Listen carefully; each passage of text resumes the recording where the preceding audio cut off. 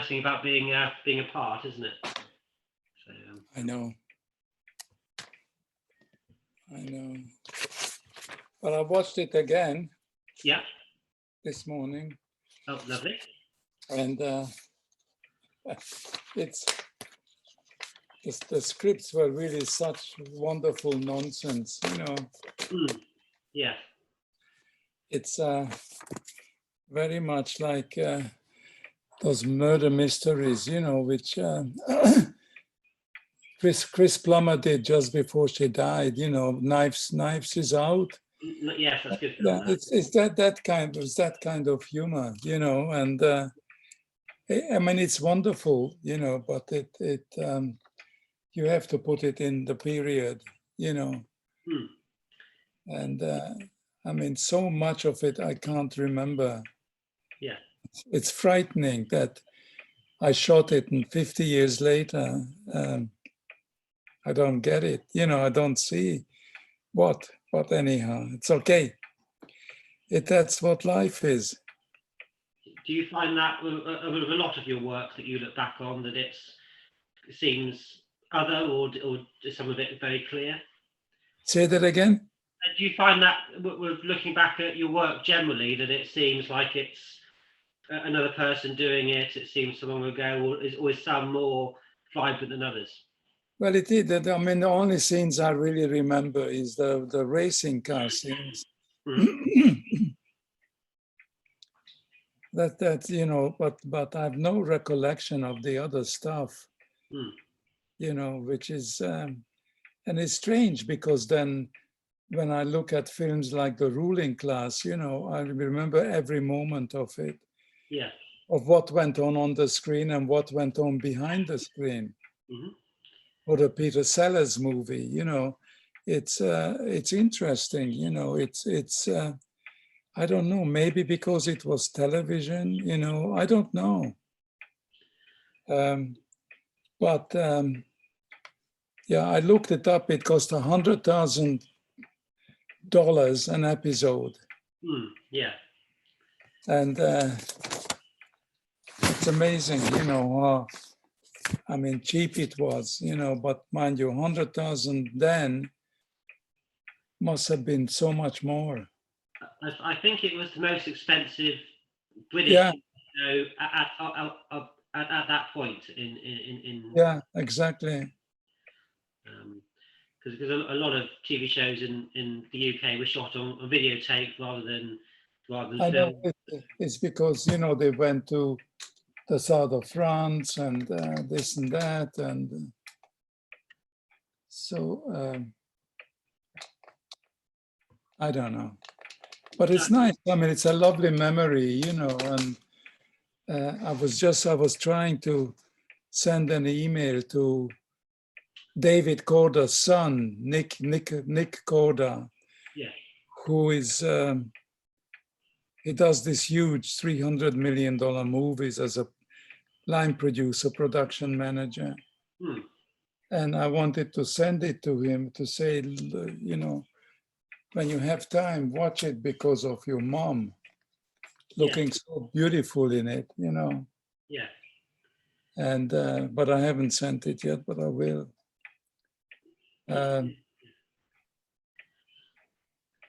But anyhow, so what time? Do you know how many people are turning up? Yeah, it's going to be a bit of a smaller audience. We've got about a dozen or so tonight. It's mainly because it's a big bank holiday weekend here in the UK, and we haven't much of a summer. But this weekend, it's sun all the way through to Monday. So lots of people that normally would join us are probably having a well-deserved weekend. Away somewhere. But we have a lot of interest, and we're going to have a lot of people watch it on YouTube later. So it should be quite a popular one, I think. I think we're just waiting for a couple of other people to join us. So I'll just give them a minute or two, and then we can get started. I'm trying to see the light.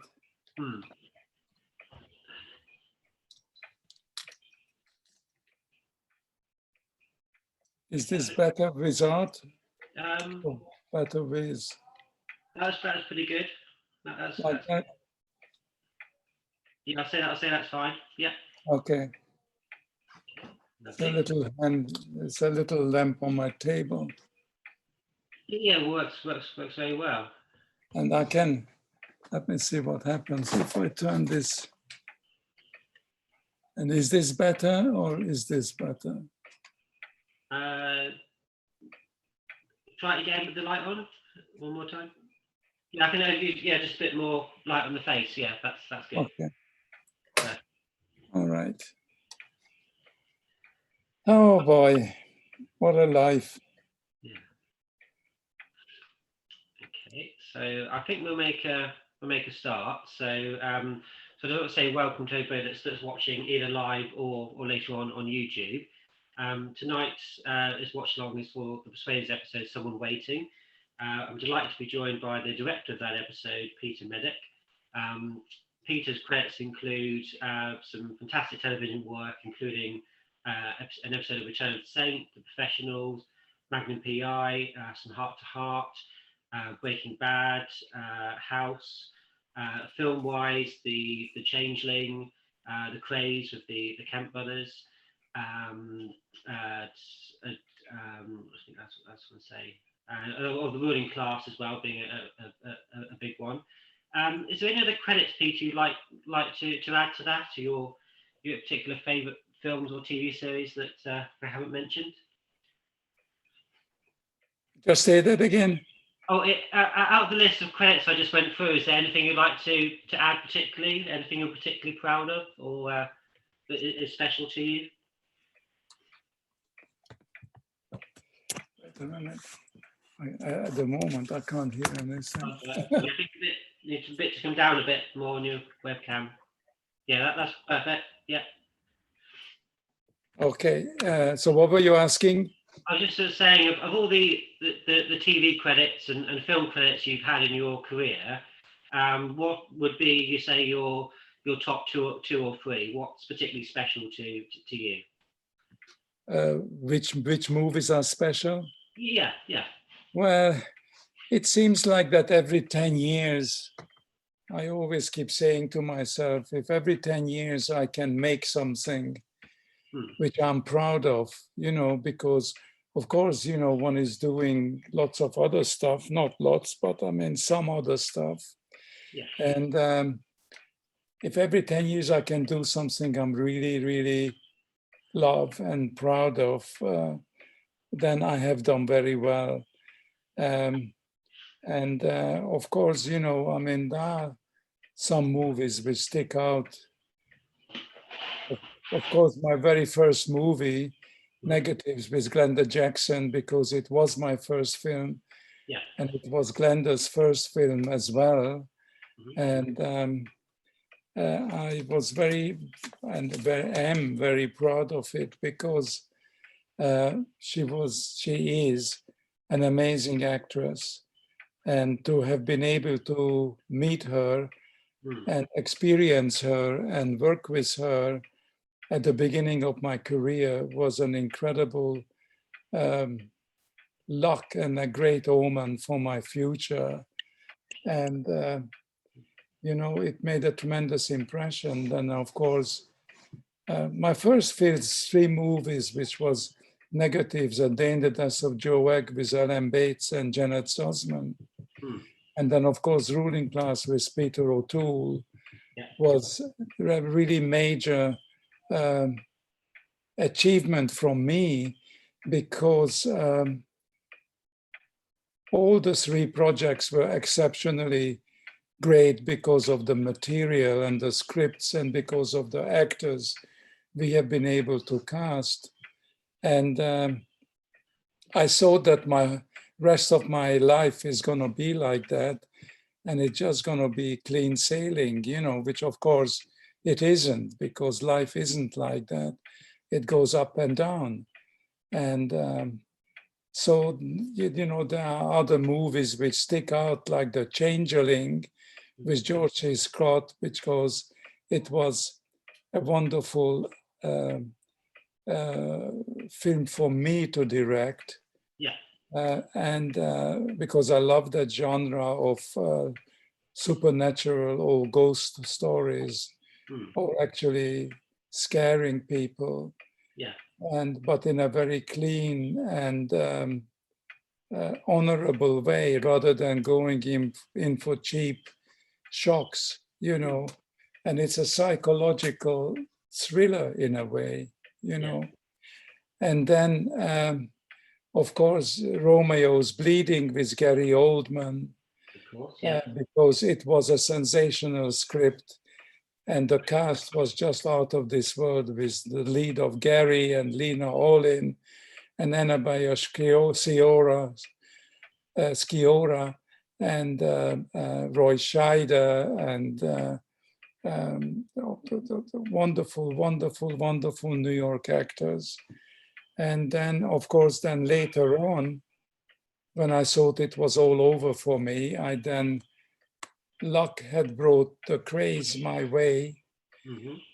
About the Cray twins, Reggie and Ronnie Crays, and which was again a wonderful experience because of the cast of the Kemp brothers, Martin and Gary Kremp, and Stephen Burkoff and Tom Bell, and all that, you know.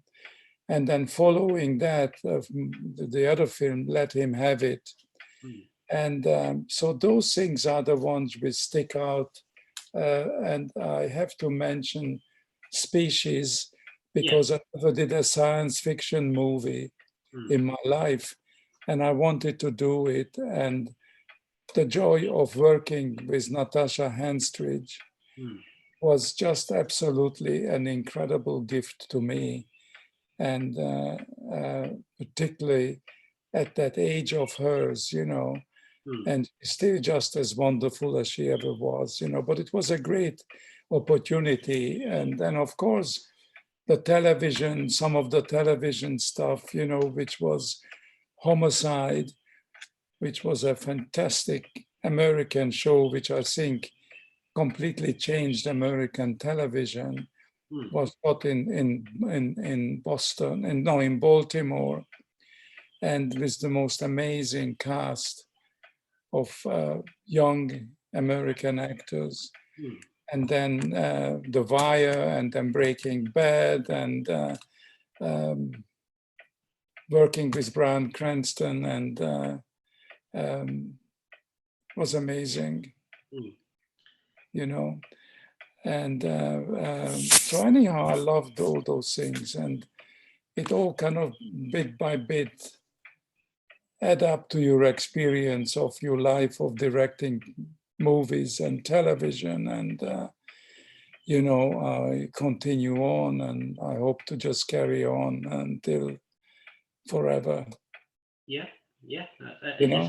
It's such a you've been lucky to work with so many genres and different sort of types of TV and film. I suppose that's what is exciting as a director, is not knowing what kind of thing you'll be working on next, and that variety, I guess. Yeah, and it's wonderful to keep switching different genres and not repeating yourself. And I hope I never repeated myself ever. Yeah. You know. Yeah. And also there was a great show in America called Fairytale Theater. It was produced and guided by Shelley Duvall. Yeah. And it was I think it was around the 80s. And it was absolutely breakthrough. And it was a tape television. I never did tape before. But the casting was amazing. And again, I had the chance of working with actors I wouldn't have worked with before. And lots of other directors. Tim Burton directed his first thing on Fairytale. And I mean, wonderful, wonderful directors. Mick Jagger was in one of them.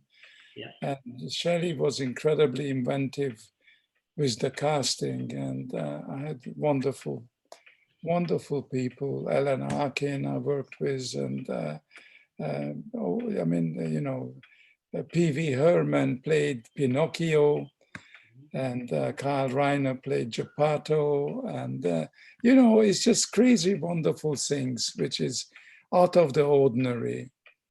And she was a magical producer.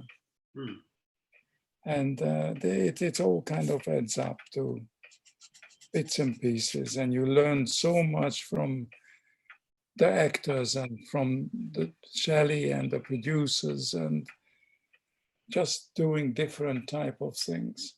Yeah, of course. So I was very fortunate and very lucky, and I hope to be able to somehow continue despite of the terrible problem of the pandemic. Yeah, hopefully it will settle down eventually, and we can all get back to, as an audience, enjoying work, and as artists like yourself. Yeah, well, hopefully it will be back. God knows when it will become normal, but it will take, I think, several years, though.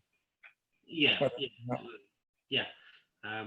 So we'll probably touch on other aspects of your career as we go through our watch along of the Persuaders. The audience and I are going to be watching the episode just in the background, just to sort of our memories of things, and I'll use it to guide our general conversation. But we're dipping in and out of. And do you want me to listen in or be part of it, or what? So I'm just going to play the episode in the background so I can just see it, and I'll ask you questions from what I'm seeing, and also it gives the audience a chance also to watch the scene and think, oh, I'd like to ask Peter a question about that. So we'll have it as a springboard for our conversation. So I'll just use it to refer to, and we'll talk about Persuaders and the whole. Okay. A sign came up on my computer, something from Ian Mckellen. Oh yes, we've had some questions coming already. I'll just see if I can ask the question before we begin the episode. So.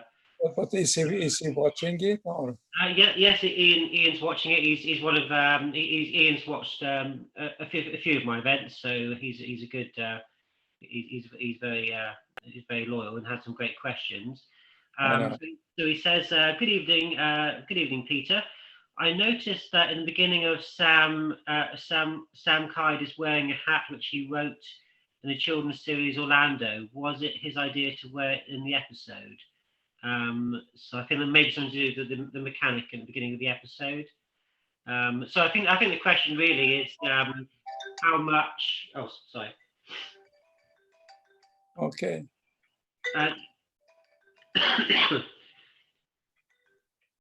Basically, Ian's question was whether or not you would have much to do with, say, the costume design for the characters, or whether they would bring their own ideas. How much you would have an influence to, say, the look of the fashion of the piece. What, on the Persuaders? Yeah. No, I didn't have anything to do with it, because it was really done by the costume designers, and it was very much the period of the 70s, and particularly with the clothes of Tony Curtis and Roger Moore, because they've been so particular, and both of them were absolute clothes freaks, of different styles and different periods, and it was very much their personal style of what they were like, or how they would have dressed themselves.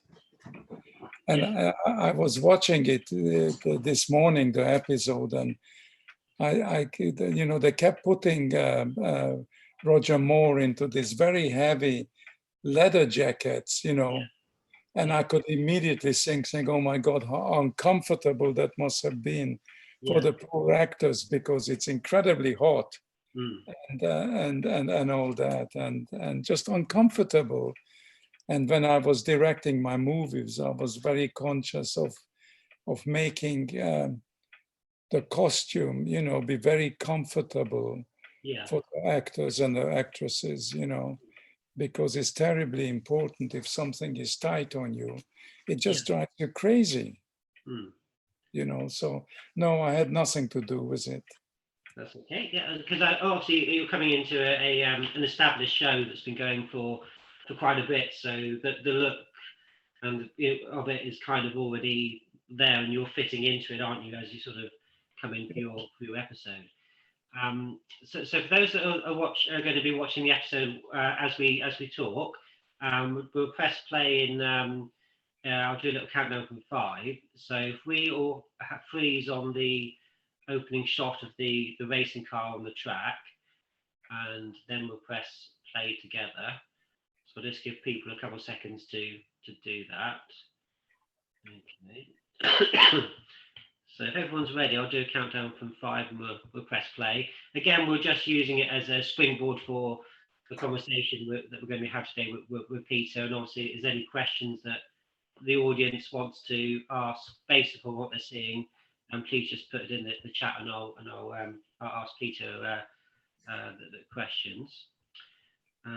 So here we go. So 5, 4, 3, 2, 1, play. So Peter, the opening shot of this episode is at Silverstone with the race cars. Do you remember being at Silverstone? Yes, I do, and of course it's completely empty when we were shooting there, Yeah. and intercutting it with stock shots, of the race and stuff like that. Yeah. I do remember actually once Tony done his 2 circuit, I jumped into the car and I went myself to drive it, which is the only time. And I can't remember whether it was a Formula 1 or 2. I don't know what kind of racing car it was. But it was a fantastic experience being so low on the ground and driving. And it was so sensitive, turning the wheel and stuff like that. Yeah. And that I remember completely, which may be my only memory of the entire episode. So that's a lovely memory, that. I hope not. There's a lovely bit of business that Tony does when he gets in the car, and he puts his helmet on backwards. Were these kind of things in the script, or was Tony ad-libbing, and how much of the comedy was on paper and how much of it was spontaneous? Yeah, but a lot of it was added by Tony and Roger, because it's got this kind of wonderful, crazy humor in it, Yeah. And I'm sure that wasn't written in the script when he puts the helmet on backwards, Yeah. And he just it's typical Tony, So Tony got to actually drive the car around the track and yeah, that. Yeah, he loved driving around on that track. Yeah. I mean, it's a fantastic experience. Particularly there are no other cars around you. Yeah. Well, was it ever tempting, therefore, to put cameras on the car so you could see Tony? Because a lot they use back projection for when he's driving. Was there a temptation? No, I think we shot it all for real. Yeah. And I think we just put a mount on the car for his close-ups, and stuff like that. And it was all done for real, and with stunt doubles and with Tony. But Tony did quite a bit of the driving. Yeah, he always seems to be somebody that liked to get involved in the action and was always doing as much as he could. Yeah, they both wanted to do as much as they can. It's all the fighting and all that, and I think also I was going to say, Peter, there's a little shot where Roger Moore jumps out of the way of the car that's about to run it. Again, you can see it's Roger. So as you were saying, they're both trying to do as much as they can. Whether or not health and safety you could do it these days, I'm not sure. Whether because of insurance reasons you'd have to do it with doubles, perhaps. Was it easier to do action stuff back in the 70s compared to later on, or did you find it was, in terms of how safety in film and TV changed from your perspective? Well, I mean, everything has changed, and it hasn't changed at all. And I used to do a lot of action stuff before I started directing. Yeah. When I was directing second unit stuff. you know, on particular on a film called Funeral in Berlin Oh yes. with Michael Caine, and something called Fathom with Raquel Welch for 20th Century Fox, and another movie called Kaleidoscope with Warren Beatty and Susanna York, Yeah. where I, was able to play and shoot a lot of second unit action stuff, and also directing some small scenes with the actors with dialogue. And it was the beginning of one's trying to train oneself and experience, working with wonderful actors who were movie stars. Did you have a lot to do with Guy Hamilton on Funeral in Berlin? And did he? Yes, Guy? On Funeral, no, because I was lucky enough to shoot most of the exteriors in Berlin. And I used to see a Guy in the evening at the hotel and discuss what I was going to shoot, and what he wanted and the kind of things, But he was wonderfully generous with me and was very fond of me and gave me kind of a free hand. And I had several wonderful sequences which I shot with Michael Caine, or Mikey, as we used to call him those days. Yeah. And he and I had an incredible experiences in Berlin. And it was wonderful being there while the wall was still up, Yeah. Only a few years after the war ended, and what Berlin was like, and communist Berlin, with the wall surrounding it, and spies in the bar, the real ones, and stuff like that. But we had a wonderful time, Yeah. And it was really the beginning of Michael's career, because it was after Ibercrest File, when he played the same character, Harry Palmer, and this was Funeral in Berlin, and we have become great, great, great friends at that point on, and kind of followed each other spasmodically through our whole career. And it was an incredible experience. And Guy was just very generous and gracious. And I'm trying to say, Harry Saltzman was one of the producers, and the main producer was somebody called Charlie Kesher. Yes. And he was American, and we had a fantastic time in Berlin. Yeah, sounds wonderful. They're a great series of films, the Harry Palmer films. So all we're seeing some location work at the moment where Tony gets out of his car and he goes to see the lady that's following him. Would you have had to do any location shooting quite quickly in terms of?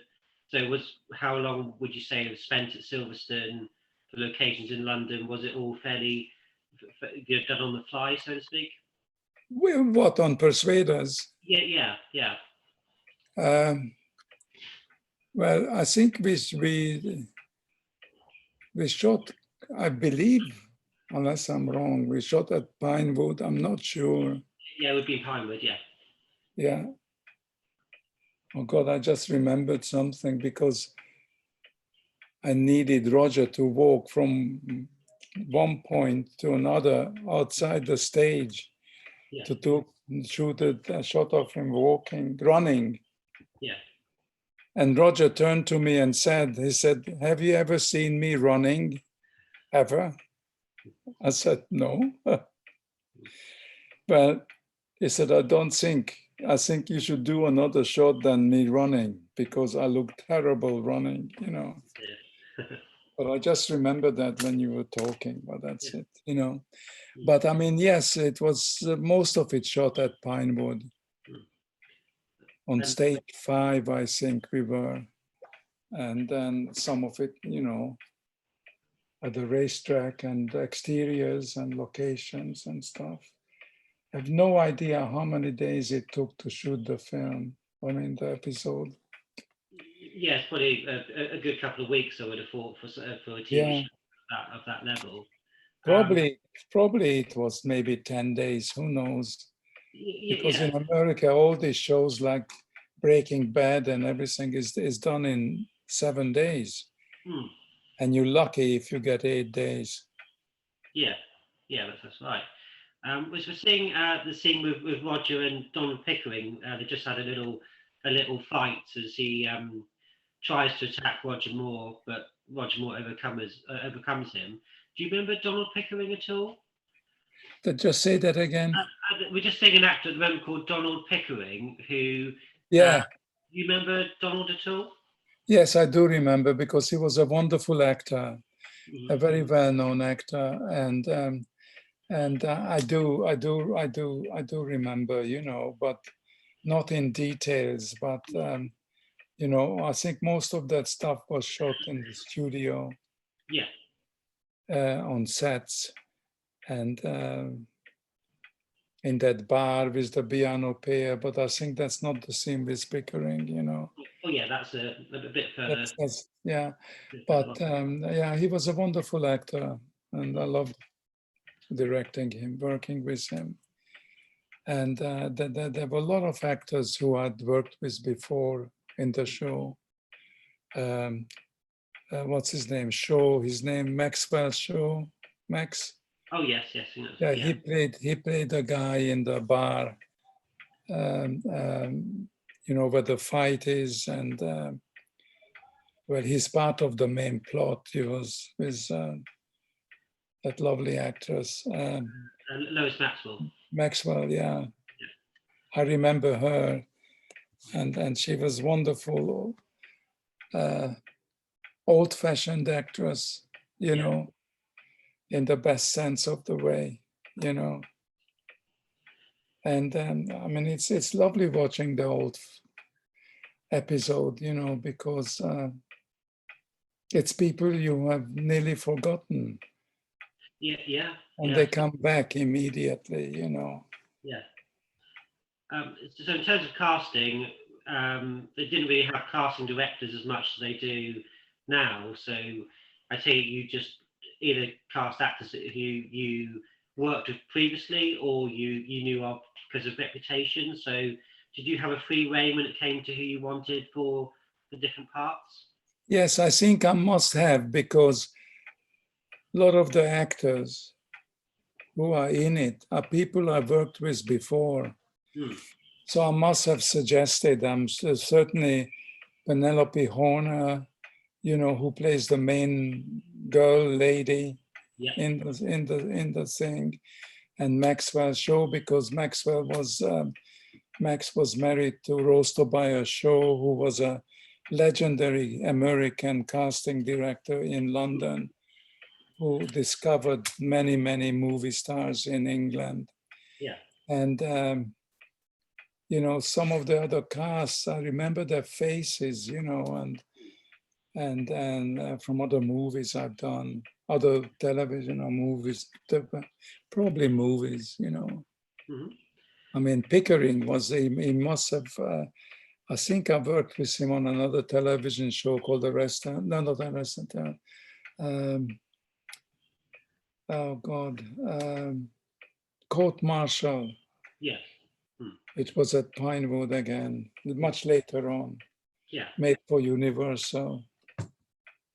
So did you enjoy working at Pinewood Studios, and was it any different do each studios have a different feel to them? Is Pinewood a particularly memorable studio from your point of view? Sorry, it's so hard to hear you on my television screen. I don't know what to do to turn the volume down, or I don't know. I'll try and be a bit clearer. Do you have any particular fond memories of working at Pinewood Studios? Is it a particularly special studio for you, or how does it rank in terms of your experiences as a studio?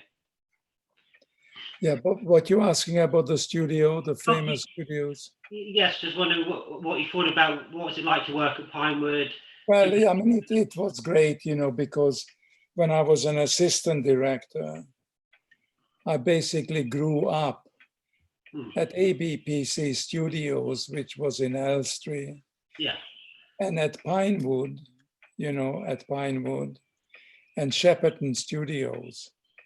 And I worked on all kinds of movies when I was an assistant director and stuff, on Peeping Tom with Michael Powell and things like that, you know. So I knew those studios very well, and the minute that wonderful smell of the stage hits you when you open the big doors and you go in, yeah, it's memorable, and you will never forget it in your life, yeah. you know. And it's very sentimental and very romantic and all that. I've been at Pinewood Studios a few times on film tours, and the sense of the history of that particular place and the films, Yeah, the actors, directors. because it's the history of the studio as well, and your memory of those various times over your various ages when you were being third assistant director, second assistant, first assistant, and you know, I mean, when I go to Shepperton, I remember movies like Guns of Navarone, Yeah, you know, Peeping Tom was shot at Shepperton, but and so was Oliver with yeah, Albert Finney and Oliver Reed, you know, the musical, you know. And I still remember when I bumped into Alec Guinness in a certain corner of the studio yeah, at Shepperton, and you never forget those things, you know. It's a wonderful kind of journey of your life, and Shepperton was very much part of my life. ABPC, Shepperton, and Pinewood. But then also much smaller studios, which are all forgotten, like Merton Park. yeah. And was always difficult to get to because not all of us had cars those days. Yeah. And I remember working at Merton Park Studios with Victoria De Sica on a television series, but I don't remember what it was called anymore. I don't know. But you have these fragmented memories connected with the physical spaces of the studio. There's a lovely fight scene we're looking at now, which is suppose it's black and white. It's very much like out of Western sequence in the bar. Was that your idea? Was that in the script to sort of have an homage to old-fashioned westerns? What is it about the black and white? So we're just in the nightclub sequence at the moment on the episode, and there's a big fight, and it's all in black and white, and it's sort of strobe lighting, and Sam is playing the piano like a western. Was that something in the script? Was that your idea, and did you like that particular moment? And which movie was that in? Oh, this is back to the Persuaders now. So it's the actual fight in the nightclub, and it goes into black and white for the fight, and it's set to musical sort of music. Do you remember that sequence? No, I don't know. I don't know. Unfortunately, I can't hear you properly. Oh, that's okay. In the Persuaders, the black and white sequence? Yeah, there's a black and white fight sequence. And Sam is playing the piano, and it's meant to be a little... Oh, yeah. Yeah. I can't remember. I don't know. It's a very nice and it's very different sequence for the Persuaders. Yeah. I think all that fight sequence with the piano playing was great. Yeah. I thought. Yeah, it's a fan favorite, that that Yeah. sequence from the show. There was an actor in that sequence I wanted to ask you about. Do you remember an actor called David Neal? He played one of the drivers in this episode. David Neal, does that ring a bell? I remember his name, but I can't see his face of which one he was. That's all right. That's no problem.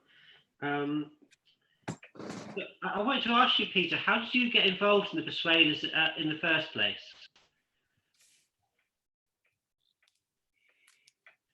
Sorry, repeat that again. I wanted to ask you, how did you get involved with the Persuaders in the first place? How were you offered the episode? Oh, I think, I mean, Tony was a friend of mine, and I'm sure it was, he suggested it. And so was Roger. Both of them were friends. Yeah. Before. We worked before with the Persuaders, you know. Yeah. I mean, Roger, I knew when I did my first television thing in London, because that was for Lou Grade, and that's when I met Roger at a party. When he was doing some other stuff for him years before. Yeah. Years before. Yeah. And Roger was an ATV or Lou Grade star. Yeah. Because he's done a lot of work for him. You know. But no, I don't know.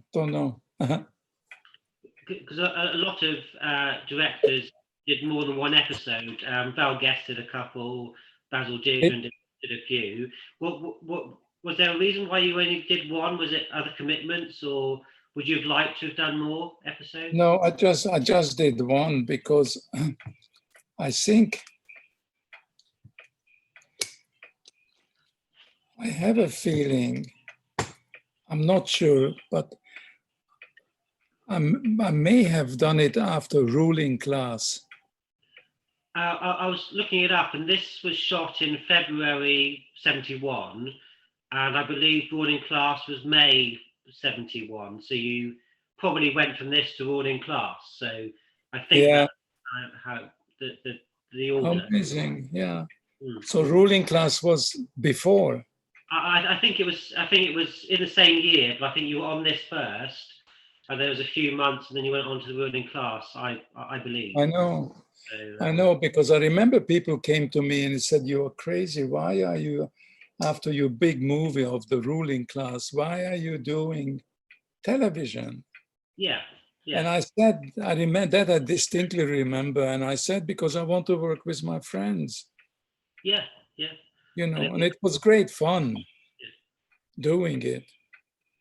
And it's a very prestigious television as well, with Roger Moore, Tony Curtis. It wasn't. Yeah. Because this was written by Terry Nation, a very famous screenwriter and producer. Yeah. Would you have anything to do with Terry Nation, or were you given a script and then you went on? I don't remember meeting him, nor Robert Baker either. You know, who was, I think, the executive producer. Yeah. Of the show, but I don't recall. But you know, I mean, 50 years is such a long time ago. Oh yeah, yes. It really is. I mean, I was looking at it when I was looking at the episode, like completely from the outside. Yeah. You know, I was just an observer in the whole thing. And do you think it holds up very, very well today? Do you think it's still, do you think it's a good episode? Did I think it was a good episode? Yeah. Are you proud of when you saw it? I think for the times, of course, it looks a bit old-fashioned now, and I don't know why, because I mean, it is the same person would be shooting it today, which is me, who shot it then. Yeah. But I just think it's because of the style of acting. Yeah. And the style of the dialogue, and the humor of it, the jokes of it. Mm. It definitely gives you a very old-fashioned feeling. I think the fashion, the hairstyles. The hairstyles, I mean, I kept watching Roger's haircut, Mm. which was absolutely awful, because it was too long, but it wasn't too long for that period. Yeah, yeah. And I mean, just their mimicking and then style of acting and kind of responding to each other, because 80% of it is the interplay between Tony and Roger Yeah. of the whole show. And they have a particular kind of humor. Hang on, everyone, John McCarthy was famous playing. I know, I'm just reading something from Ian. I'll read the question out so people can Okay. see it. So John Kearney was famous for playing Robert Burns, and this man Craig. So he plays both the Jenkins brothers in the episode. Was it always going to be identical brothers, or was he always going to play both brothers, or was it? Was it always meant to be twins and he would play both brothers, or whether it was going to be somebody else? Or Oh, you mean in the Persuaders, yeah. Yes, they were going to play both brothers. Yeah. Yeah. Yeah. And we're just seeing the lovely Penelope Horner on screen. And you mentioned you knew her quite well. What are your memories of Penelope? Well, I thought she looked absolutely wonderful. Mm-hmm. And I was kind of mesmerized by her. Yeah. Because we were very, very, very close friends with David, her husband, and Penny. And it's kind of a shock when you suddenly see something like that 50 years later. Yeah, yeah. And you realize her stunningly beautiful eyes. And I thought she was kind of wonderful, in a very restrictive role, because they were very straight head-on parts, Yeah. But I thought she was wonderful, and that's why I wanted to send an email to her son and David's son, Nick, Yeah. saying, if you have any time, try to find the Persuaders, this particular episode, if you want to see your mom in 1970. I think it is on YouTube, so you may want to mention that. Yeah. You should be able to find it quite easily. Yeah. And it must be a lovely thing to, as an actor or as a director, to look back and you've got your work and you can see yourself 50 years ago, and it must be lovely to have these memories, Yeah. keepsakes. Tell me. So the Ian Mckellen, is the actor Ian Mckellen? Yeah. Mm-hmm. Yeah. Because I love Ian and he's a dear friend. Yeah. It's amazing he linked into something like this. It's wonderful. Yeah. I mean, Ian McKellen is one of my favourite actors. I think we were talking about him last week, weren't we? And the stage work he still continues to do. Yeah. And you mentioned Glenda Jackson, and I saw her on stage a few years ago. She played King Lear. Yeah. Then, and it was uncut, and it was quite long, but it was phenomenal performance.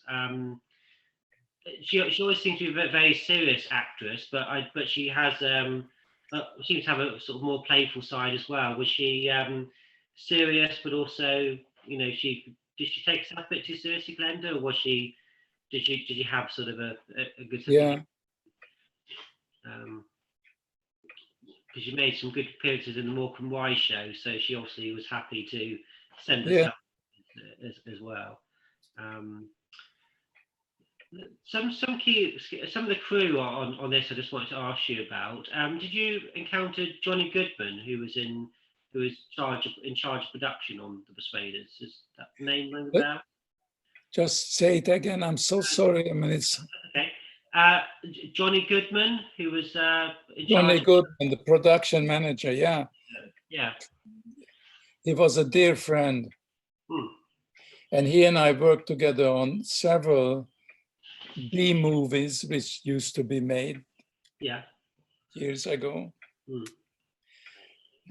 And his father was a director called Lance Comfort. Mm-hmm. And yeah, Johnny, yeah, yes. I remember Johnny very well. We worked together on lots of other things as well over the years. And, I hope he's still alive. Who knows? unfortunately, he died a few years ago, sadly. He did. Yeah, 2000. He was always smiling. Yeah, he was always a lovely, lovely gentleman. I met him at a Persuaders event in 2011, and he was lovely to everybody. So it was a great shame when he passed away. Yeah. He did a lot of work on The Saints with Roger Moore, so he had that relationship with Roger Moore before this. So sad. Yeah. Also, I think you mentioned the editor Peter Pitt, that you knew him quite well. Do you remember Peter Pitt at all? And who's that, Peter? Peter Pitt, the editor. Does that ring a bell? What's his name? Peck? Pitt, Pitt. Yeah. And he was the editor on this episode. Yes, he did most of the Persuaders series, yeah. Yeah. No, unfortunately, I have no recollection at all of even being in the cutting room, which I must have been. So you would probably have been quite hands-on in post-production, I assume. I don't remember any of it. The one problem I think with The Persuaders is probably the music is very good. It's by Ken Thorne did most of the music for The Persuaders, but a lot of the music, like a lot of television series, is tracked. It's taken out of other episodes. Would you have liked to have had more original music in your episode rather than taken from other episodes, or did you not mind that element of it? No, but with who? Ken Thorne was the was the composer. No, I don't know. I've got a feeling he didn't have too much to do with that many episodes, because a lot of his music was reused in lots of episodes. So it's probably you never encountered him, perhaps. Yeah. I don't know, and I don't know. I was wondering about the music, because where is my little thing? What did I write?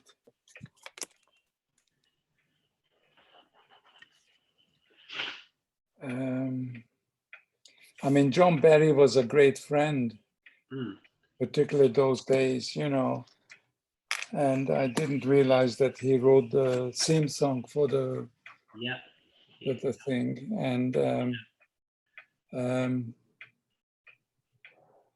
I mean, I just, wanted to, they were both very flashy dresses, Tony and Roger. And they were always competing with each other of who looks better and who looks more different and all that. And they copied each other. And Tony had this swaying motion, when he was doing dialogue, and doing this. And Roger was doing exactly the same as well. Yeah. And I was wondering who is copying who, Yeah.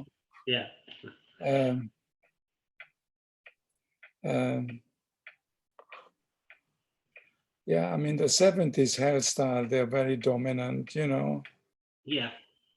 But I mean, the whole plots were just fun, and it's mystery of the typical English murder mystery, surprise, shock, fighting, you know, whatever, double dealing, double takes, and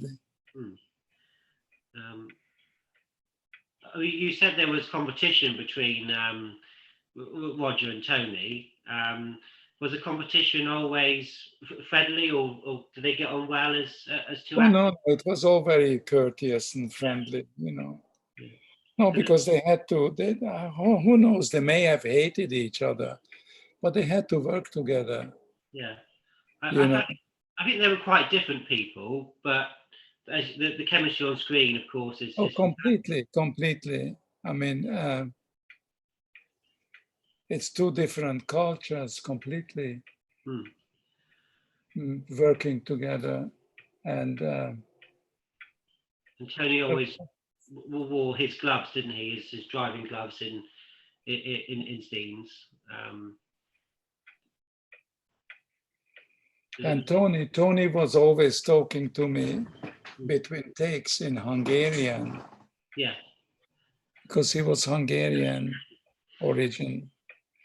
And Roger used to get really kind of upset about it. And he said, well, what does he want from you? Every time you say you cut, you know, he just grabs you and he starts talking in Hungarian.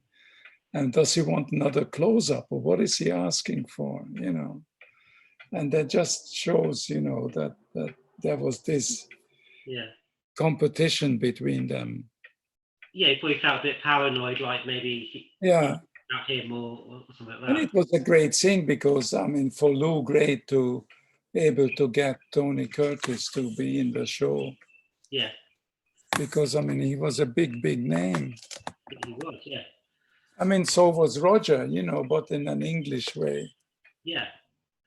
I mean, do you have many memories of Lou Grade in terms of what Lou Grade was like as a person? Do I have many memories of? Lou Grade. Of Lou? No, he never came there. I mean, I do from different times on different situations, you know. But I really kind of got to know him and ITC, or I think that's what his company called, ITC. Yeah. And we're seeing the lovely Lois Maxwell at the moment with Tony Curtis. What was Lois Maxwell like to work with? What was Tony's respect for Louis? Oh, I was going to say, do you remember working with Lois Maxwell? Because she has a lovely scene with Tony Curtis that we're watching. You said Lois was quite an old-fashioned sort of lady in the best way. What was she like to direct? Yeah, I don't have any memories of it, you know, and I have no memories of Louise either, you know, except I remember her, you know, in that sitting in that living room scene, you know. Yeah. When Tony leaves that scene, but I remember that, but I don't. Unfortunately, I don't. Again, it's just too many years. Oh yeah. That's fair enough. I mean, are you surprised that people still want to talk to you all these years later about things like the Persuaders? Do you find it interesting that there's such an audience out there still for a show that's different? No, it's interesting because, I mean, most of the people who are interested, they probably weren't alive at that time yet, you know. Yeah. And it's a whole new generation's kind of interest or take on this kind of show, which is a very old-fashioned show, looking at it today, you know. Yeah. I think as a fan, it might the old-fashioned nature is probably what is part of the appeal. It's the England in a different time, and you know it's probably a different time. I mean, I know when I first watched the episode, because I watched it twice. Yeah. To try to trigger my memory. But it's fascinated me, the pay phones of putting pennies into the phone. Yeah. because you've forgotten it. I mean, to make a phone call those days was 4 pennies. Yeah. And the big coins, these penny coins, they were big. Mm. And you had to put 4 into the phone, into the slot. Mm. And today, there are no phone machines anymore. I mean, they were in the red box, in the streets in London. And I remember where I lived, which was in the Earl's Court area, the Odeon Cinema. There was like 20 phones by the wall, and they were all coin phones. I don't know how we ever made a phone call. It seems like it was a simpler time in the very best way. It was. Yeah. So I'm sure those kind of things are very fascinating for the public who wants to watch this kind of periodical show. Yeah. I'm always fascinated how empty London looks in terms of the roads, and it compared to today, it looks like there was hardly any cars. I know, and then you're looking at them, and I kept looking at the 2 cars of the red and the yellow car of Tony. Yeah. And I don't know. I mean, what? Oh God.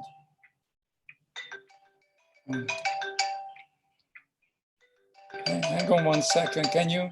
Yeah, no problem. I'm just going to stop the episode for a second. Just press pause. Hello.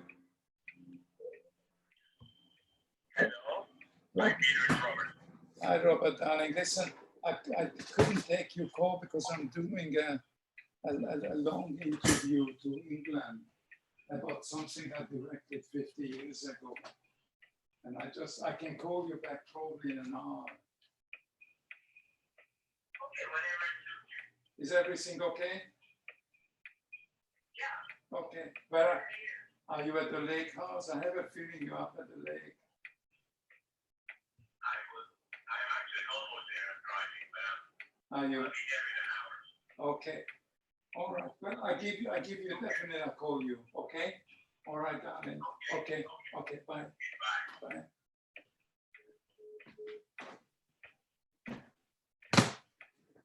Sorry, here I am.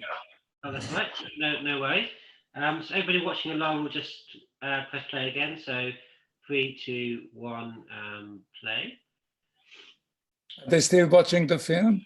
Oh yes, we're watching it as we talk along. So the scene we're watching now has Roger Moore's maid has just come in, played by a lady called Jenny Hanley, and she is fairly famous for being in one of the Bond films as a Bond girl. Years before this. So when watching the episode again, what struck you as did you have scenes you thought were really good? Those that you think, oh, I would have done it a bit differently today. Can you look at it objectively like that? No, I can't because the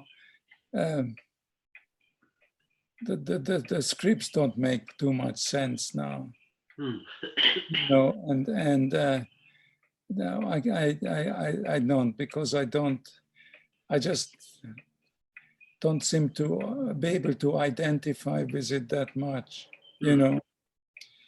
I mean, I can when Tony and Roger are playing together in a scene, but the plot is kind of so complex and complicated in a way. Yes.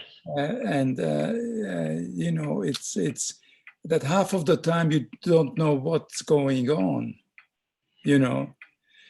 And in a way, it's the point of those scenes to kind of confuse you and throw you back and forth and all that.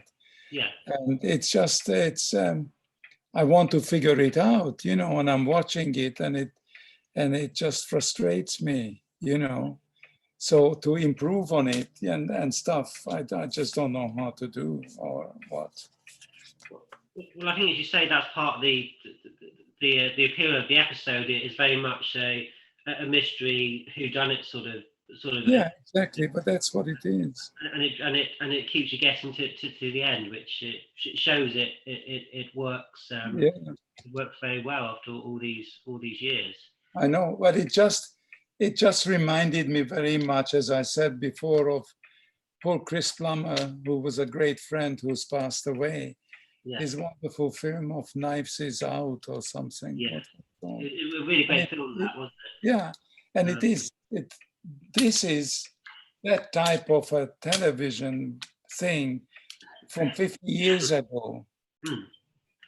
And Knives Is Out was today Yeah, doing it an old-fashioned style of a murder mystery thing. yeah. And it was highly amusing, wonderful, and enjoyable, and a wonderful film, I thought. Oh, it is one of my favourite films of recent years, Yeah. certainly. And Christopher Plummer for me is one of my favourites. I know he was, well, he's like your darling Ian McKellen, you know. Yeah, They are so similar, yeah, you know, and in being and as actors and human beings and the interest they have in acting and people and history of theater and the plays they have done and the films they have done. yeah. They are just rare and magical people. Oh, yeah, definitely. Um, so we're now coming to John Kearney's scenes as the Jenkins brothers. Do you have any particular memory of John? And who's that, John? John Kearney as the two Jenkins brothers. So Oh, the yeah. Not really. No, I didn't until they appeared on the screen. Yeah. And I said, oh my God, I remember now. Yeah. No, I didn't, unfortunately, no. I think it's a lovely, what he does with both roles, I think is Yeah, good. yeah, And then the scene when he's remembering the crash is yeah. really brilliantly acted, but it's also very well directed from yourself in terms of the seat almost becomes the racing car and the sounds of I think that's a very, very good Yeah. sequence. I mean, it's a clever script, you know, so I don't mean to demean the quality of it. It's just,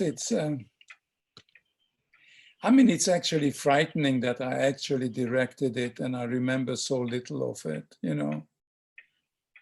But the excuse is 50 years. Yeah. And what happened in that 50 years between now and then, Yeah. you know.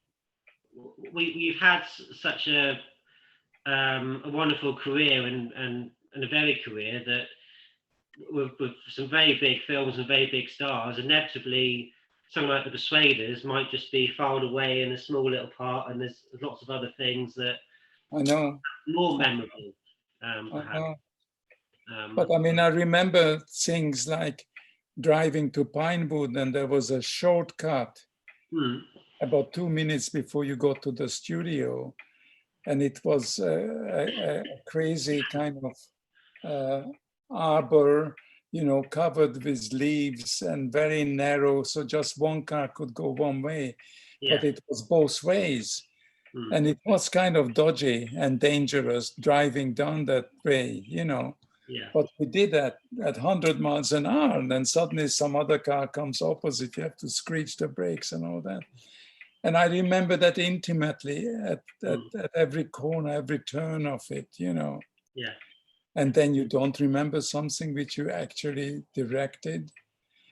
And I do remember some of it, of course, you know, but I don't in great detail.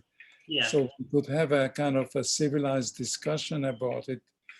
And a part of the fact of the voice in my computer is pretty bad, and I got 2 new speakers, particularly, and it still doesn't make much difference because it's very kind of scratchy.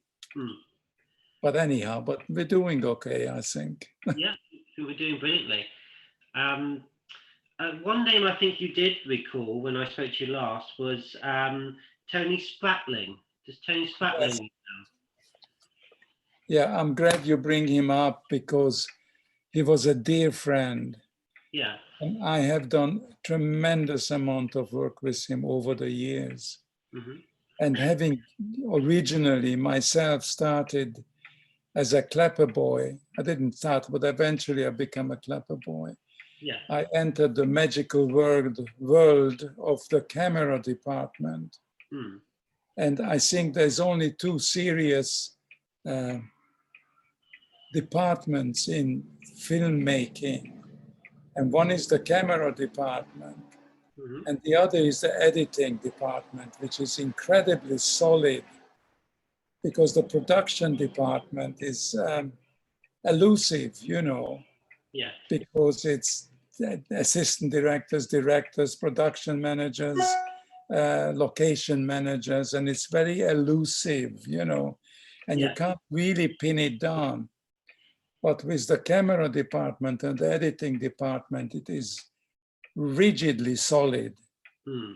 And particularly in England, when you were in the camera department, I mean, you were a clapper boy, a number boy for about 10 years before you become a focus puller. Then you become a focus puller for another 5 to 10 years. And then if you were really lucky, you become an operator. Yeah. And how you become a DP, I can't even figure it out because it took such a long time, but it was my job as the number boy to bring the tea at 10 o'clock and at 3 o'clock or 4 o'clock to the camera crew. Mm. And it's very specific orders, with a crispy bacon sandwich, and the too much milk in my tea and stuff like that. Mm. And you grow up through that rigid world, So I was in that camera department, at the beginning, but then I switched to be an assistant director. Yeah. And so I knew Tony. And, Tony was one of Nick Rogue's number boys, focus pullers, together with Tony Richmond, who's still a great, great friend, and it was a very solid world, and with a very strong etiquette of what you can do and what you can't do. Yeah. As a focus puller, this and that. So, but anyhow, so I worked with Tony when he was a focus puller. I worked with Tony when I was a director, like on this show, and I worked with Tony. I think he came out on the Peter Sellers movie of mine, Ghost in the Noonday Sun. Yes. And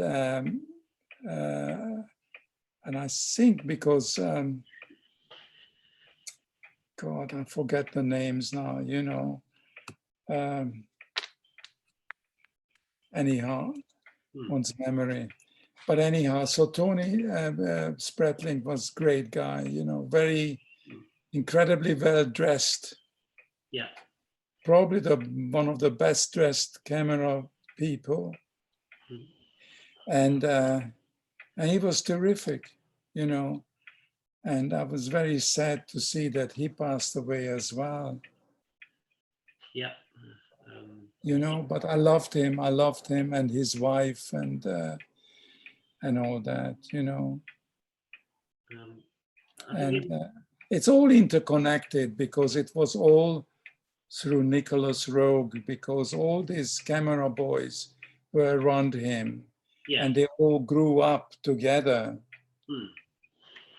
Why they become DPs or directors or whatever.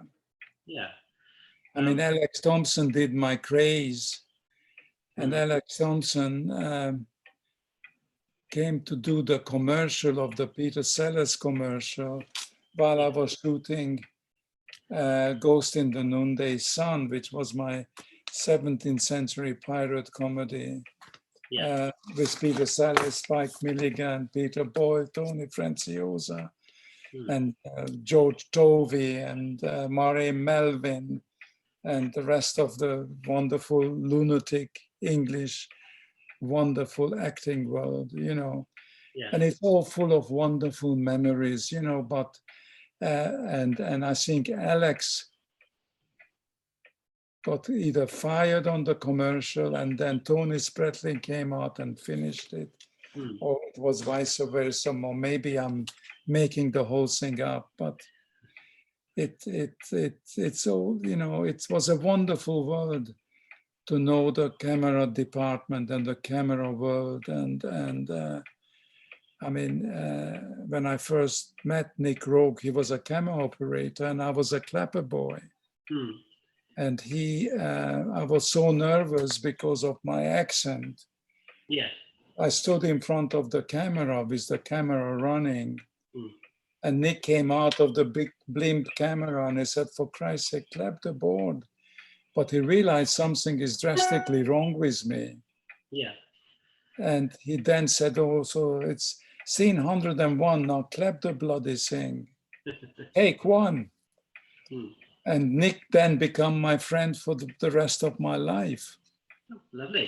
While we both become directors, and he did performance, and then he did Don't Look Now, and then I did negatives with Glenda, and our life then taken off. Yeah. And it's all so deeply and wonderfully connected for me with England, because I escaped from Hungary in 1956 to England. Yeah. And England adopted me and I become English, and I'm really more English than Hungarian, which sounds crazy. But I mean, England is I'm English, who don't live in England. I live in Hollywood, Yeah. But my connection is so deep and so wonderful. And if anything, I would love to do, because I did one documentary film on my own movie, on the Peter Sellers movie, Ghost Noonday Sun, called Ghost of Peter Sellers. And I so dearly would love to make a film about when I first got to England in 1956. Yes. And to show the world what wonderful old England was like, the last good old days of England before it started changing.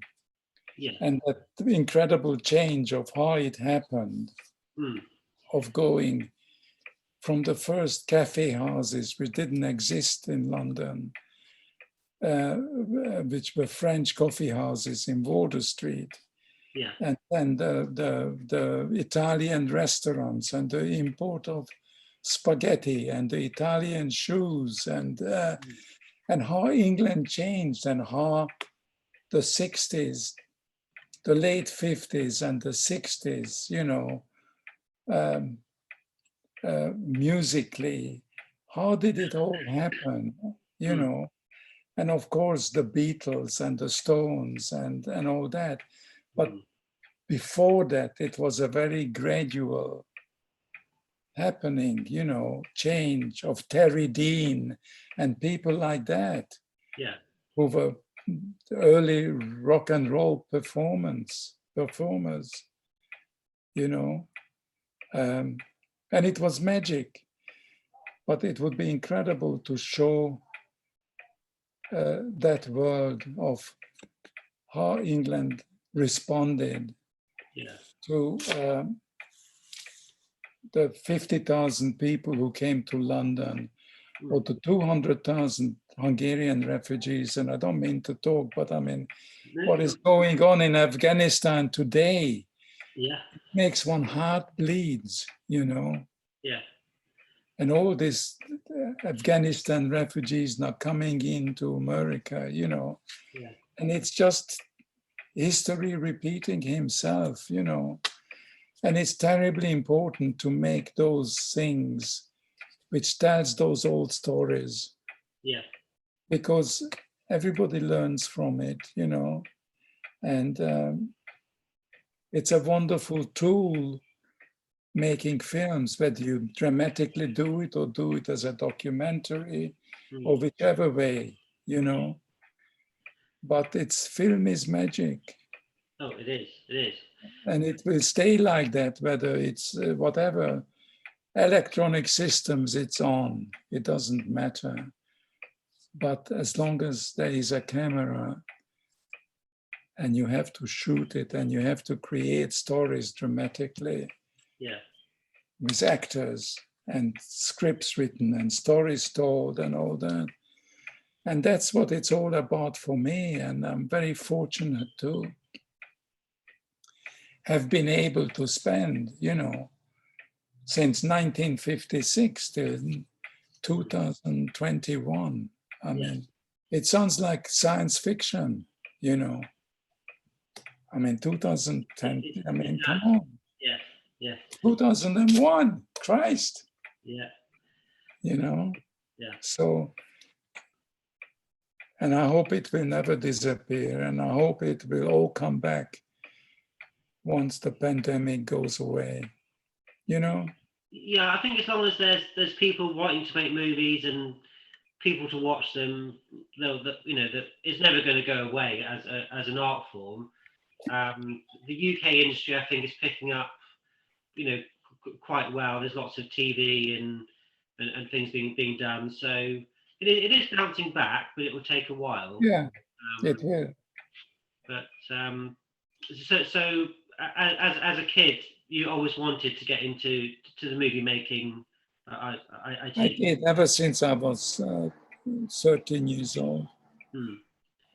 And I think we're very glad that you did do that. So I did, which is a miracle, because I escaped not speaking English really, although I studied English privately. But when I got here, I mean, it was pidgin English, So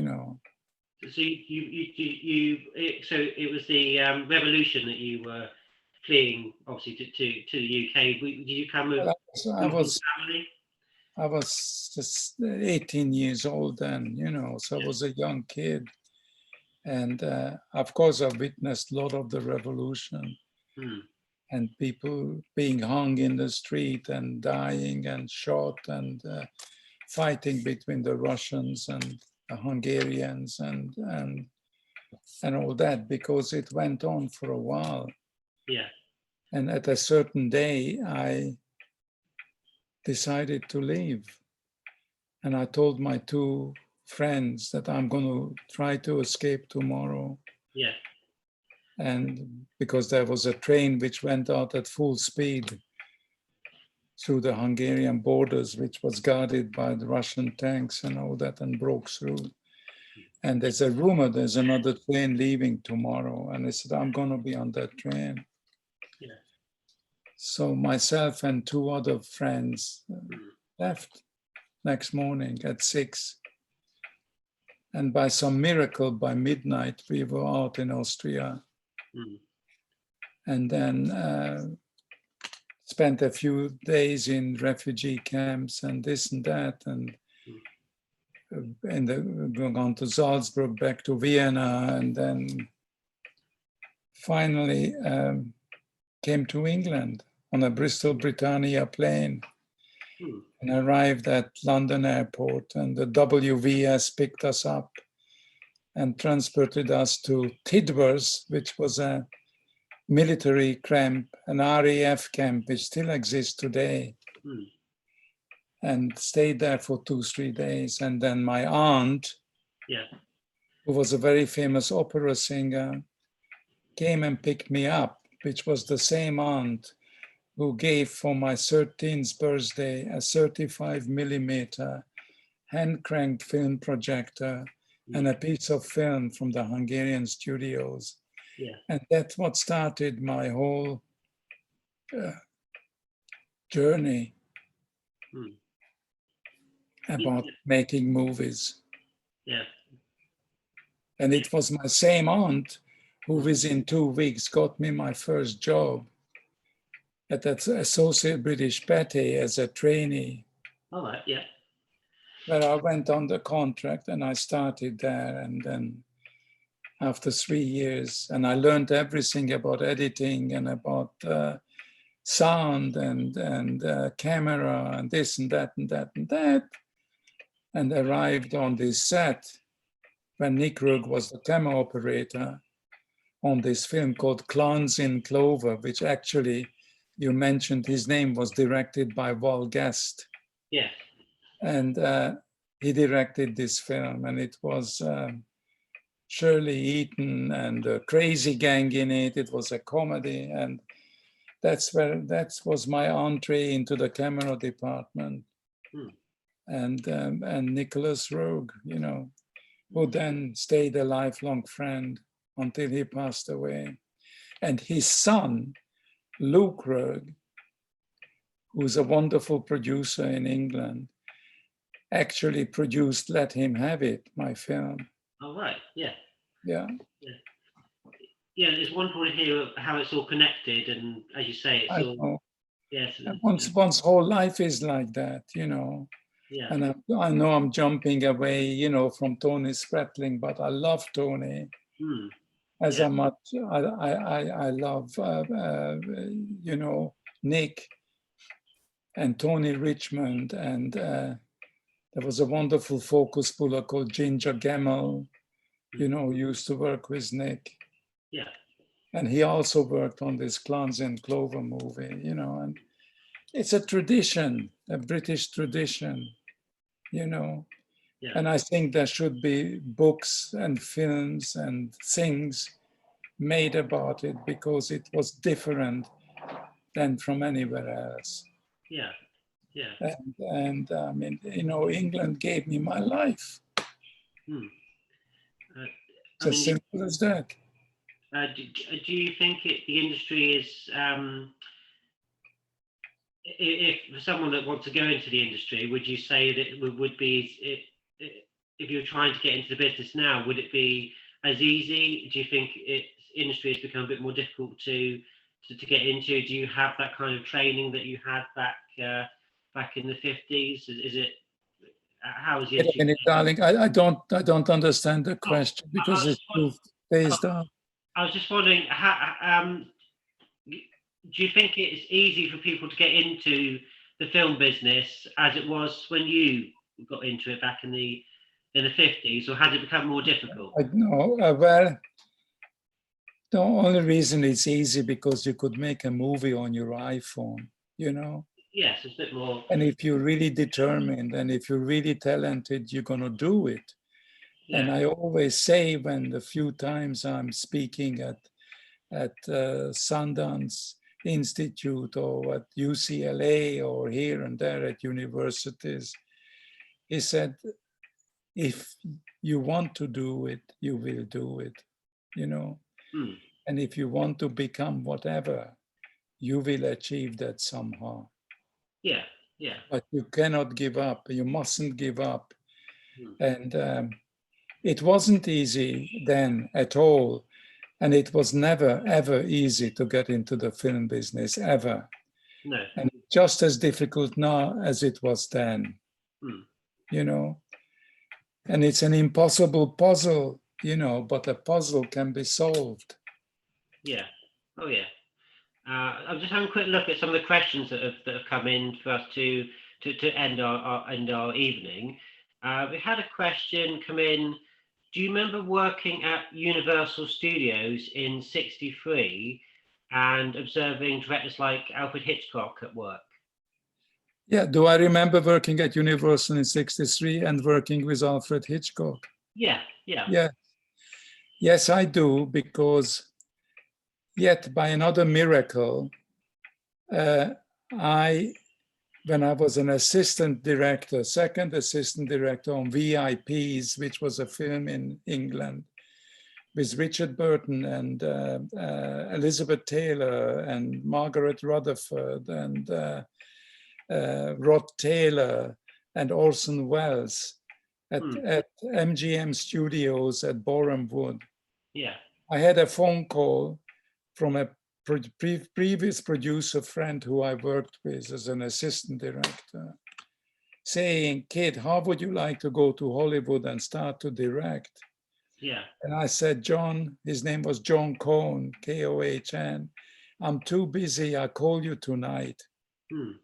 Anyhow, from that, I was offered a 7-year contract from Universal Yeah. to come to Hollywood, observe productions, and eventually come back to England, which I did do 3 years later, Yeah.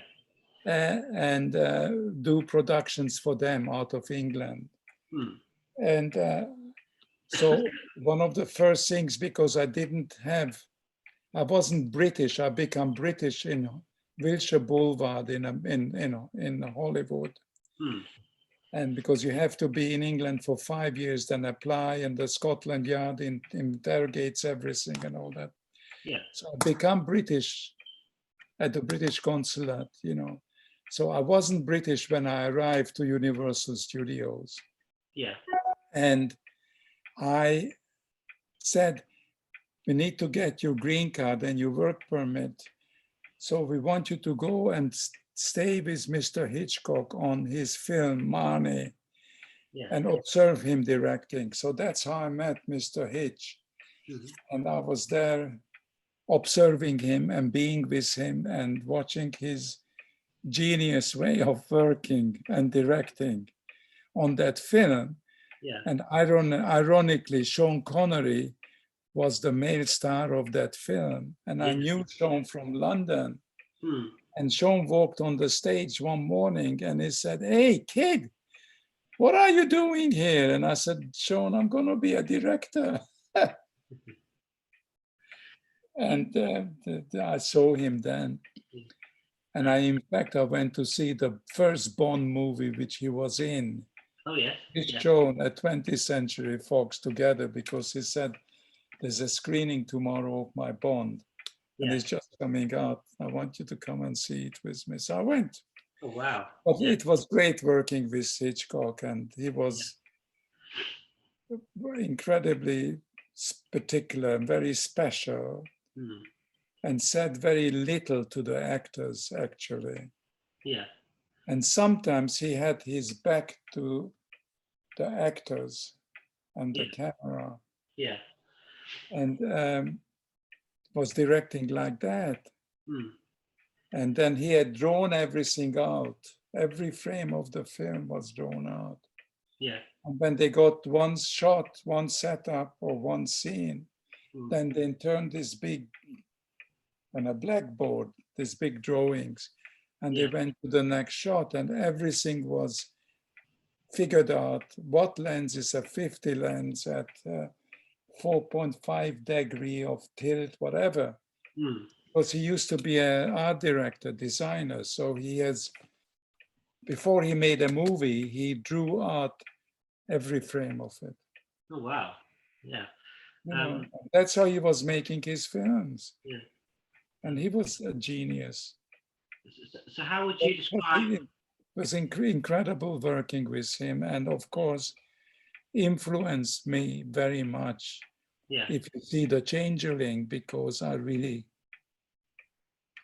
did The Changeling in a way as an homage to his kind of movies, whether it was the one movie with Cary Grant or whichever movies, Yeah. But it wasn't copying him, but I did it with the love and memory of him. Hmm. And had the sets built very much in mind in an elongated way. The corridor going up to the attic in The Changeling and stuff like that, Yeah. And it's because of his influence, And ironically, of course, when you lived in London and you were a young director, you knew Stanley Kubrick, and I knew Kubrick very well because Funeral in Berlin was designed by Peter Merton, but Ken Adams as well. And Ken did so many Kubrick movies, and he was a great friend of Stanley. Yeah. And so was I. And I got to know him through the various dinners and parties and all that. Yeah. So when I was doing The Changeling, I needed a very wide angle zoom lens, and it didn't exist. And Stanley was making his own lenses. I mean, through Zeiss and whoever, Yeah. And I shot some of the Changeling on one of the lenses which Stanley had given me Oh wow. to shoot on, which actually nobody knows because I never told anybody. Well, yeah, thank you for telling us. That's a So lovely. it was a wide angle lens Yeah. on this end and a 200 millimeter lens on that end. Hmm. You know, And it gave and you. so we all helped each other and we all learned from each other, and I hope to God that continues today, you know. Yeah. I'm sure it does, because things don't change. So would you describe yourself as an actor's director, or do you have a particular? How do you sum up your style as a director? Do I consider myself as an active director? Sorry, an actor's director. Definitely, yes, because I absolutely love and besotted with actors. Yeah. Any of the actors you could ask who I worked with, whether it was on television or film, and they will tell you, yes, I am, because I think they are the most magical instruments, you know. Yeah. And they're able to do and be real and to deliver everything. And of course, it's a collective work, you know. And but I'm not the kind of director who dictates. And there are two kinds of directors. One who's a total dictator who tells you, stand over there and say the lines there, then move over here and do that. No, that's not me. I work from the inside, and I get inside people. Even with this interview of where it progressed into, you know, I get inside people, so you completely interconnected, and most of the stuff happens unconsciously, you know, like on remote control, you know, and I love actors, and all the actors in the world know that, because it shows through the performances in the films I have done. Yeah. In some of them, you know, some of them don't, but sometimes when I get lucky and everything falls right, it is magic. Oh yeah, yeah. We did have a question from Neal. He wanted to know, would you like to have done a Bond film? Say it again. Would you have liked to directed a Bond film? I was asked. I did ask. Right. I didn't ask. Barbara Broccoli. Yeah. Took me for too long when I was making a film at Paramount called with Ted Danson and Mary Steenburgen, called Pontiac Moon. Yeah. And Barbara took me for lunch, and with her brother and 2 or 3 other people, and asked me to consider directing the Bond film. And I said, like an idiot, that it's the X-19th or whatever Bond movie, and there isn't a script, you know. But they told me roughly the plot, and it was a film which Pierce Brosnan, his first Bond movie, you know. Oh, yeah, yeah. And I unfortunately, I was in the middle of editing my film, and I wasn't free. And I said, I'm not free immediately. Yeah. And they wanted me now, you know. And I said to Barbara, I said, if I direct your Bond movie and somebody else comes and offers me something else, and I leave in the middle of editing, I said, you will be very upset with me, you know. Yeah. So I didn't do the film. And of course, I regret it. Yeah. Because Pierce was a great friend, he's a great friend. And we would have had a fantastic time. And I was an idiot not to do it, but my responsibility was this other film, Pontiac Moon, with Ted Danson. So I didn't do it. And I regretted it ever since. I mean, Goldeneye is a great film, so it did work out okay. That's a great thing, you know, but it would have been great fun to do it, you know. Yeah. And what can I say? I mean, that's how life takes you in a certain route. Oh yeah. Certain things work out, certain things don't, and unfortunately. Work out. I mean, the craze, when I did the craze, it was a phone call from England from a friend. Yeah. You know, and I said I don't want to do it because I knew both of the Reggie and Ronnie because of Sparrows Can't Sing, which a film I was an assistant on with John Littlewood. And I don't want to do it. And then I read the script and I was on the plane a week later. Yeah. Because Philip Ridley's script was absolute magic. Yeah. So it's usually the script that brings you into a project. It's always the script. It's the story. What is it about? Yeah. You know, and then the actors, and then you do the best you can. What was it like working with Pierce Brosnan on Remington Steele? Was it like working with? What was it like working with Pierce Brosnan on Remington Steele? On Remington, yeah. Yeah. Oh, it was great fun. Because Pierce and I knew each other before. And Stephanie Zimbalist was a great friend. And it was wonderful working on it. Yeah. It was wonderful. I loved it. I loved it. The last thing I wanted to mention about the Persuaders, I wasn't sure whether you knew that your episode of the Persuaders was released theatrically with another episode. It was edited together in '75 as a film called Sporting Chance, and it was your episode, and it was also another one called Anyone Can Play. Were you aware that your episode was being released theatrically in certain markets? No, I never knew it until now. I was wondering whether they sent you a check in the post or something for it, or. Oh no! I didn't know. You might be owed some money, possibly. Huh. But I doubt it. Yeah. I doubt it. I didn't know that they did that. Yeah, they did that with four times on the Persuaders, four films. And I think it was quite a common practice in England and America to splice episodes together of various shows like The Saint or The Man from U.N.C.L.E. Yeah. Put them into cinemas. So there is another version of your episode out there.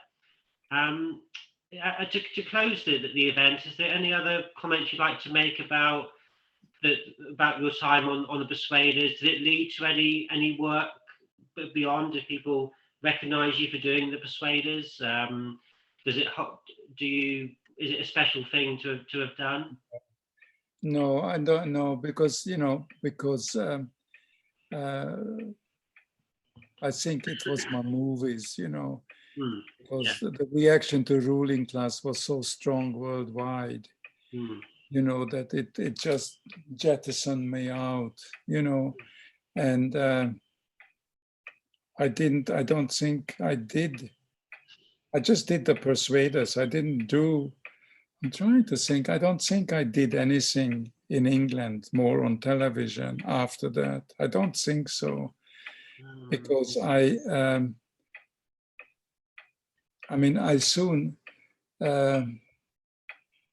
was in America, and then I was doing television in America. Yeah. And then I came back to England, and I was doing the court martial at Pinewood for Universal. And then after that, I just did 2-3 movies as second unit director and associate producer. And then I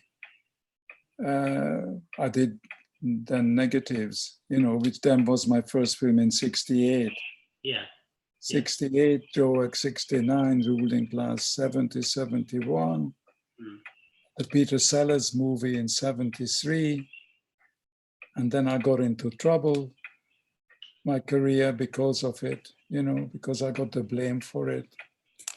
That how can you have a Peter Sellers movie and not make a fortune?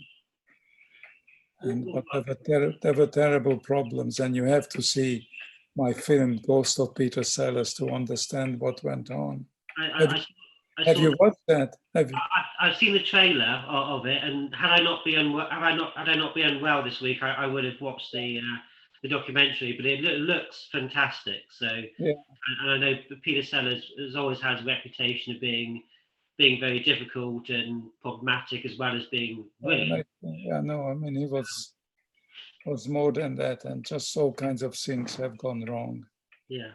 Including the weather and the boat sinking and Peter being impossible. And and it was his project, so. Yeah, because I know some people said that of Tony Curtis, that he could be a bit difficult, but you've worked with him a few times and you seem to have always gone on, which is lovely. I think Tony Curtis either liked you or you didn't, or he liked you or he just didn't like you. I think he was, if that's fair to say. But I also had Spike Milligan in the film too, and but he was the love of goodness compared to Peter. I can imagine that. Yes. Yeah. Well, I'll certainly be watching your documentary, and I would recommend that to anybody that's watching this to look that up. And you've got some. What does the future hold for you, Peter? Do you hope to make another movie? Have you got things in the pipeline? Yeah, but I'm hoping to make another film. Yes, of course. It's very difficult to get the financing unless it's a mindless action movie at the moment. Yeah, true. So it's yeah, but I am. I mean, it's something I've been working on many years, and I've got to do it. And I will somehow do it. I don't quite know how yet, but somehow. And it's called Evening Flight. Yes. And it's a love story, and it takes place on a plane between London and New York. Mm-hmm. And the backstory in London. Yeah. Of course. Well, I wish you well with that project. That sounds very nice. It sounds like a very nice project, so I wish you well on that one. Do you ever want to write your material, or do you prefer? Hang on, I lost you now. I can still see you. Okay. Can you hear me? I can't see you. Why? What happened? Fuck. That's right. You might have minimized the screen, possibly. It says, welcome to Zoom community. Accept.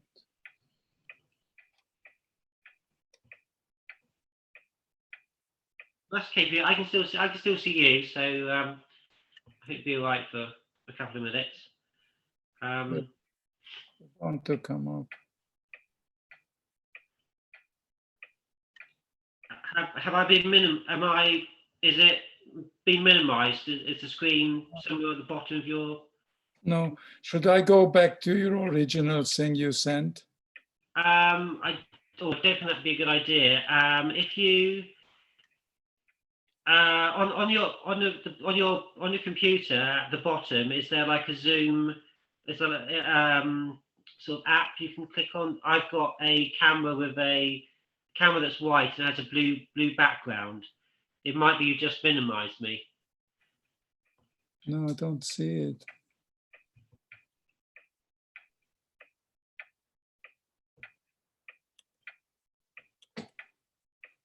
That's okay. Yeah, I wouldn't worry about it because we're just about to wrap up anyway. So I think we'll be all right for a minute or two. So as long as you can hear me, that's the main thing.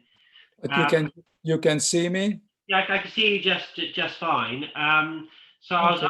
I was just going to wrap us up anyway. So we've had a comment. Thanks, Peter and Philip, for a great interview. So I think people seem to have enjoyed tonight. So I must admit, Peter, I've had a wonderful time talking to you this evening. It's been really... Okay, I can see you now. Oh, perfect, lovely. So yeah, it was wonderful for you to take the time to share your memories of the Persuaders and obviously your wonderful film career. I feel there's so much more we could talk to you about, and maybe in the future we could do something else if you Yeah. if you're interested. So I just want to say on behalf of everybody, thank you very much for joining us. Okay, Is there any other comments you'd like to make before we finish? say it again. Anything else you'd like to say before we finish? No, but do they have any questions or not? I think I've asked. I think I've. Is there any more questions? I think most of them I've asked as we've gone along. So I think there's. I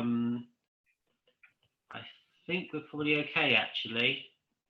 Okay. Yeah. Well, give Ian my love. Oh yeah, we'll do.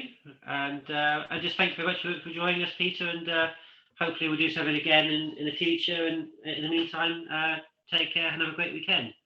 Okay. No, I mean, the only thing I want to say, it's a pleasure to talking to you all. Oh, thank you very much. It's always a pleasure to talk about one's life in a way. Oh, and it's a great pleasure to hear about your wonderful life and career. It's been really special, Peter. Thank you very much indeed. Okay, great. Lovely. Take care. All right. All the best. Bye. Goodbye. Bye. Bye.